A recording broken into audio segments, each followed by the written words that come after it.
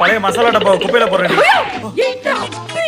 இது கழுவி காய வச்சு காப்பாத்த எப்பாவது ஏதாச்சும் போட்டு வைக்க யூஸ் ஆகும். இந்த மாதிரி டப்பா பைத்தியம் உங்க குரூப்ல இருந்தா டேக் பண்ணி இது விடுங்க. எங்கடி வைப்ப? எவ்வளோ ஈஸியா குப்பையில போட சொல்றான். காப்பாத்திட்டு வரும். எங்க அம்மாக்கு தெரிஞ்ச பொண்ணு போட்டு. பொதுவா ஒவ்வொரு வீட்லயும் இந்த மாதிரி ஒரு ஆளு இருக்கும். டேய் டப்பா அதெல்லாம் குப்பைடி, அது தூக்கி குப்பையில போடணும்டி. என் டப்பி நீ வேணா வீட்டை விட்டு உள்ள போ.